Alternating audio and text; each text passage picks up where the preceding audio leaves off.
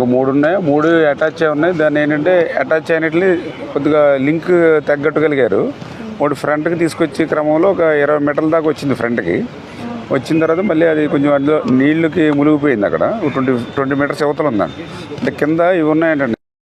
పెట్టేది కూడా స్టార్ట్ చేస్తామండి. అది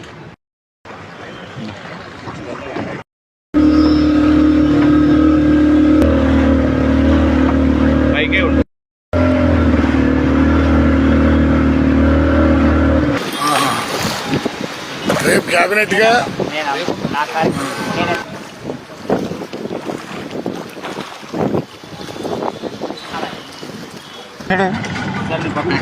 సార్ ముందు పైకి పెట్టండి సార్. ఇక్కడ అక్కడ పెట్టండి ఎక్కడెక్కడ ఈ వాటర్ అంతా లీకేజ్ లేకుండా ఇంత లెక్కనే ఫిల్ చేసేస్తారు. ఫిల్ చేసి దానివల్ల వెయిట్ దిగింది 2 feet. తర్వాత ఈ వాటర్ లిఫ్ట్ చేయడం జరిగింది. దాంతోపాటు మళ్ళీ 2 feet కింద లేచింది. మనకి అటేమో 3.5 feet లిఫ్ట్ అయిపోయింది. 3.5 feet లిఫ్ట్ ఎయిర్లోనే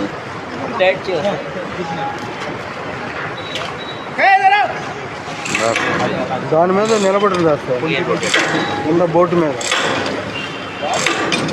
అంటే అందరూ అలాగా అన్ని చోట్ల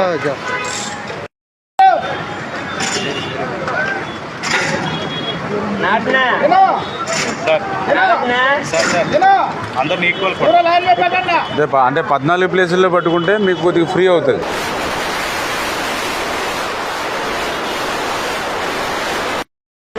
దీని ఫ్యాన్ వెళ్ళి ఆ పక్క బోట్ లోపలికి ఇరుక్కుపోయింది. దాని లెవెల్కి కిందకు ఉంది. ఆ లెవెల్కి ఇప్పుడు ఆ బ్రిడ్జి అండర్ ఉంది కదా, దానికంటే డౌన్లో ఉంది.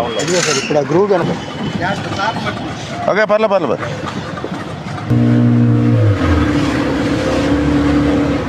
బోట్ కూడా మనం ఆల్రెడీ మొదట 40 టన్నులు అనుకున్న వెయిట్, తీరా చూస్తే ఇప్పుడు 80 నుంచి 100 టన్నుల వరకు కూడా బోట్ వెయిట్ ఉంటుంది. దగ్గర 300 టన్నుల శాండ్ని యథేచ్ఛగా ట్రాన్స్పోర్ట్ చేసేటువంటి విధంగా ఈ బోట్స్ని తయారు చేశారు. దీనికి ఆల్రెడీ ఐరన్స్ కూడా చాలా ఎక్కువ. ఆల్రెడీ లోపల ఇన్నర్ ఒకటి, మళ్ళీ అవుటరు, మళ్ళీ ఎక్కడికక్కడ మళ్ళీ ఐరన్ బెల్ట్స్, ఇట్లాగా 3 టైప్స్ స్ట్రక్చర్ ఐరన్తో ఉండడం వల్ల వెయిట్ పెరుగుతుంది. కట్ చేద్దామని కూడా వీలు కాని పరిస్థితి.